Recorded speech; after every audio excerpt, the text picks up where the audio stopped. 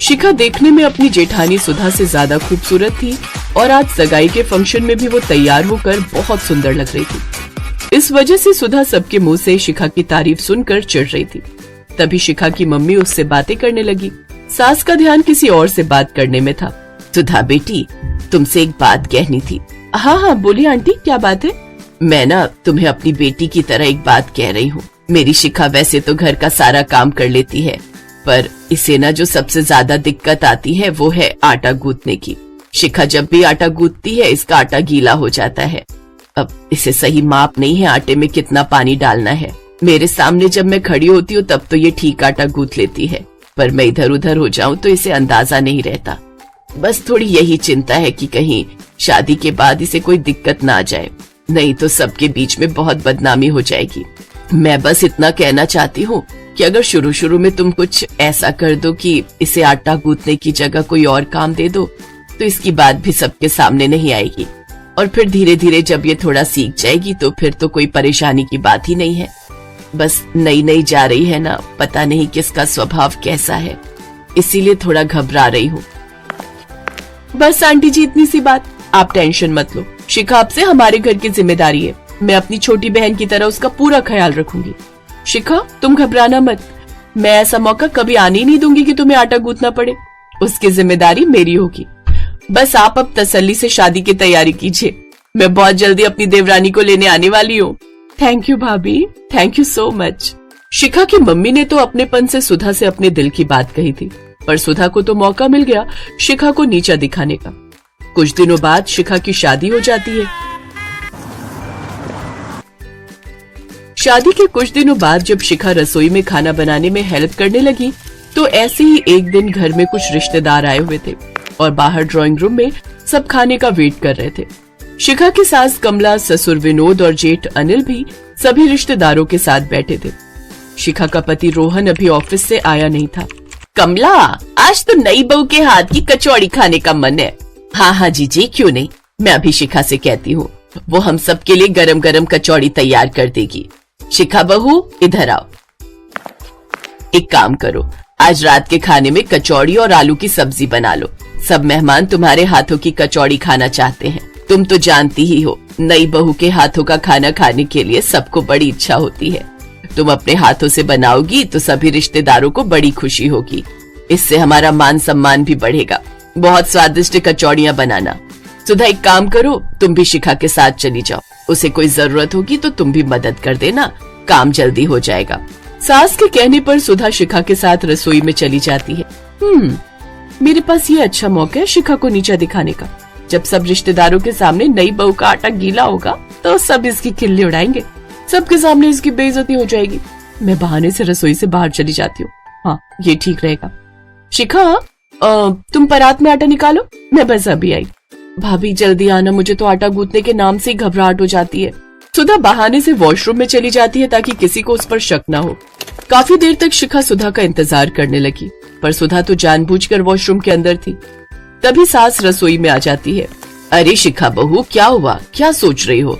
तुमने तो अभी तक कचौड़ी के लिए आटा भी नहीं गूंथा, बाहर सब खाने का इंतजार कर रहे हैं।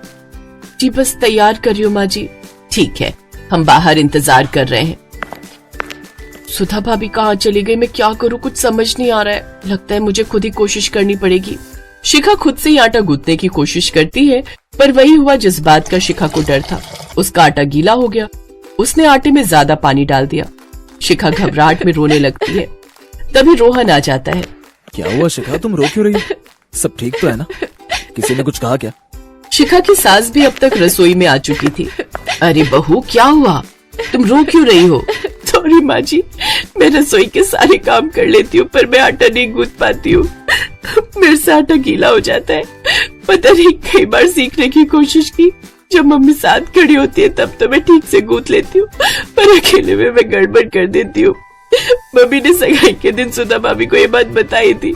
उन्होंने कहा था कि वो मेरी हेल्प करेंगी, पर पता नहीं वो इस समय कहाँ चली गई। देर न हो जाए तो मैं खुद ही आटा गूंथने लगी। अरे तो बहू मुझसे कह देती, मैं किस लिए हूँ। भाभी है कहाँ? शिखा ने उनसे हेल्प मांगी थी, उन्हें यहाँ होना चाहिए था। माँ मुझे कुछ ठीक नहीं लग रहा। रोहन बेटा, अभी ये सही समय नहीं है इस तरह की बात करने का।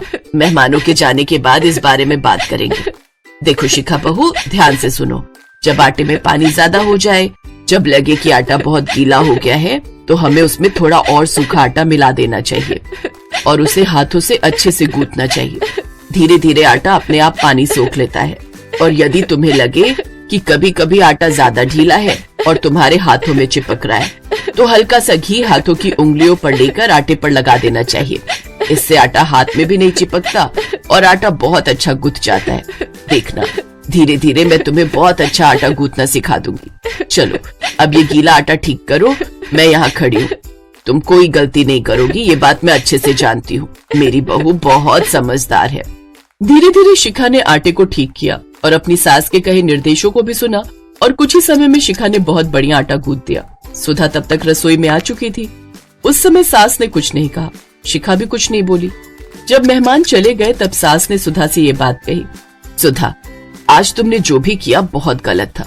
तुम्हें जब शिखा की मम्मी ने बोला था कि शिखा को आटा गूंथना नहीं आता, तो तुम जानबूझकर आटा गूंथने की जिम्मेदारी शिखा को देकर घंटों के लिए बाथरूम में चली गई ताकि तुम पर किसी को शक ना हो। ऐसे तो मैंने तुम्हारी कितनी बातों को अनदेखा किया है।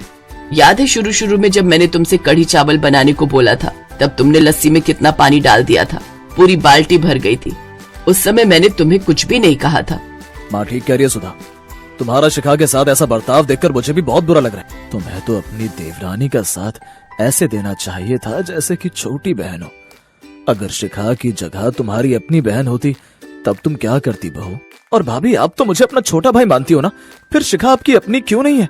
इसका तो ये मतलब है कि यहाँ पर आपका कोई भी नहीं है, हम सब पर आए हैं। सबकी बातें सुनकर सुधा की आंखों में आंसू आ जाते हैं। उसे अपनी गलती का एहसास होता है कि नफरत में आकर वो कितनी बुरी बन गई थी। नहीं नहीं, आप सब मेरे अपने हो, शिखा भी मेरी अपनी है। आई एम सॉरी शिखा, मुझे माफ कर दो। अब से मैं तुम्हारे साथ कभी भी ऐसा व्यवहार नहीं करूंगी। मुझसे बहुत बड़ी भूल हो गई। मैं प्रॉमिस करती हूँ, कभी भी तुम्हें मेरी जरूरत होगी तो मैं हमेशा तुम्हारे साथ खड़ी रहूंगी। थैंक यू भाभी, और आपको भी कभी भी किसी भी पल कोई हेल्प चाहिए तो सबसे पहले मुझे कहना, मैं हमेशा आपके साथ रहूंगी।